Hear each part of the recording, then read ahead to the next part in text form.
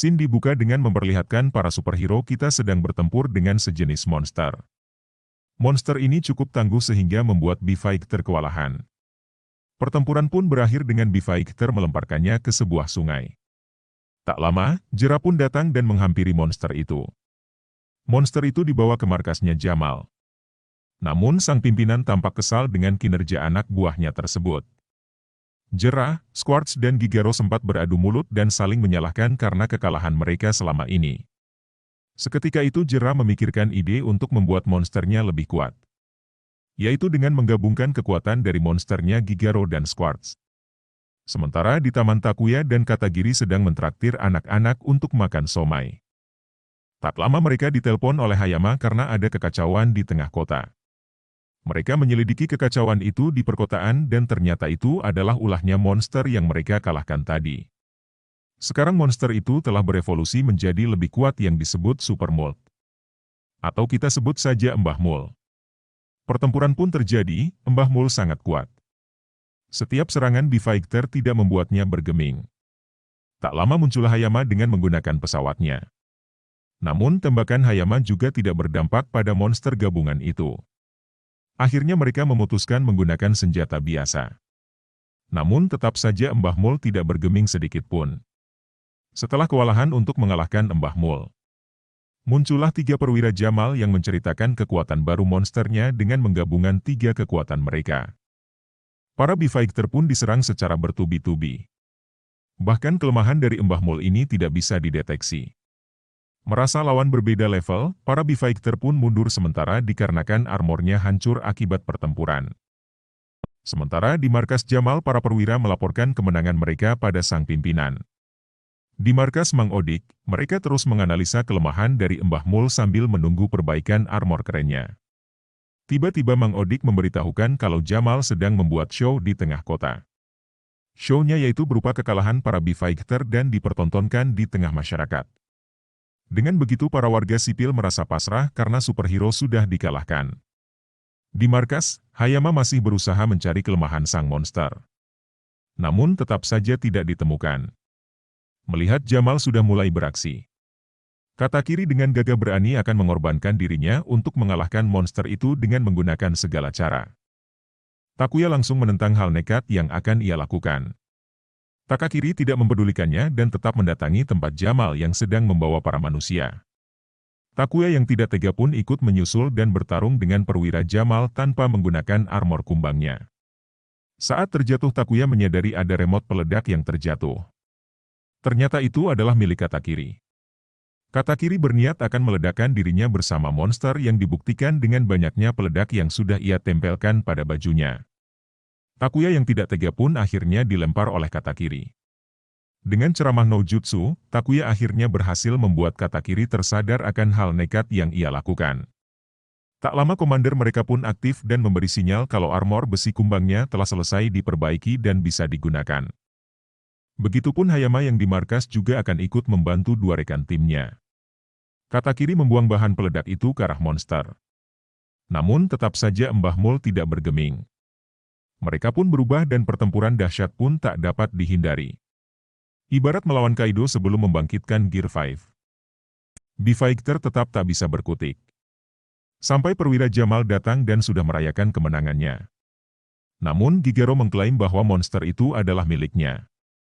Jera dan Squartz tidak terima akan hal itu dan akhirnya terjadilah adu mulut di antara ketiga perwira antagonis tersebut. Melihat tuannya ribut, Mbah Mul pun pusing. Di sini para B-Fighter mengambil kesempatan untuk menyerang Mbah Mul sehingga Mbah Mul pun terkalahkan dengan mudah. Sesederhana itu rupanya kelemahan Mbah Mul. Warga sipil pun bersuka cita menyambut kemenangan B-Fighter. Sementara perwira Jamal dapat hukuman gratis dari Goum. Tampaknya kali ini Goum tidak main-main. Karena hal bodoh yang dilakukan anak buahnya membuat Goum menjadi geram.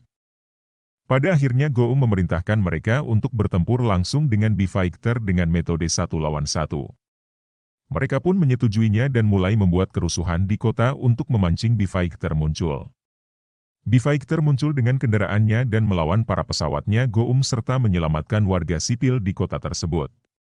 Setelah semua pesawat terkalahkan, mereka mulai mencari pelaku dari keributan tersebut. Namun tak disangka kali ini 3 perwira Jamal langsung yang turun tangan tanpa adanya monster bawahan. Goum yang melihat itu dari jauh langsung mengeluarkan tangan raksasanya dan memisah para bawahannya dan B-Fighter ke dimensi lain untuk bertempur. Di mana Takuya melawan Jera, Hayama melawan Sarge, dan Katakiri melawan Gigaro.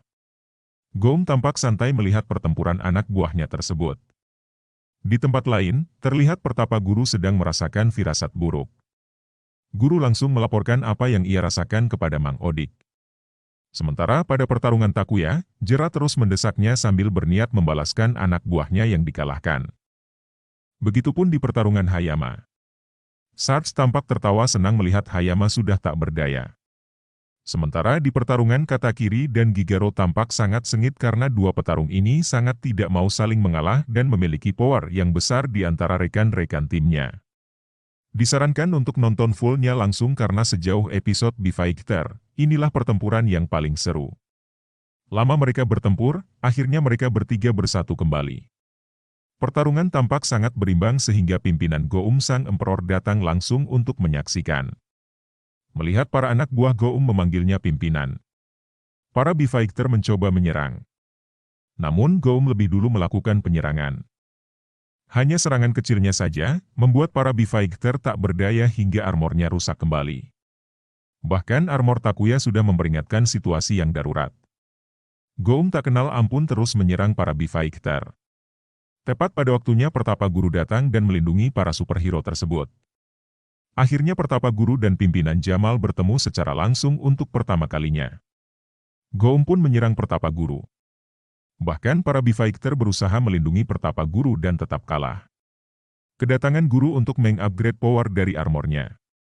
Sehingga armor para B-Fighter pun kembali seperti semula dan terlihat lebih kokoh. Para B-Fighter pun mengeluarkan senjatanya dan menyerang Goum secara langsung. Walau Goum sudah mengeluarkan powernya, tetap saja kali ini B-Fighter dapat mengenai tubuh Goum. Namun Goum masih tampak santai dan menerima kekalahannya. Ledakan besar pun terjadi dan para perwiranya pun ketakutan. Namun siapa sangka, wujud Goum asli muncul di atas langit. Ia merupakan sesosok monster raksasa yang memiliki kekuatan mengendalikan dimensi. Jadi terjawab sudah tangan yang selalu muncul untuk membawa B-Fighter ke dimensi lain, atau tangan yang mengeluarkan pesawat Jamal itu adalah bagian tubuh dari Goum itu sendiri. Kemunculan wujud dan kekuatan asli Sang Emperor membuat semuanya kaget. Bahkan perwira Jamal itu sendiri. Walau sudah menunjukkan sosok aslinya, Goum tidak menyerang dan tampak merencanakan sesuatu. Goum menceritakan kalau ia akan membangun sesosok monster yang super kuat. Tidak seperti monster lain, sosok ini lebih tepatnya berwujud armor besi seperti B-Fighter. Tentunya makhluk ini sangat kuat karena ciptaan Sang Emperor langsung yang akan kita ungkap di episode selanjutnya.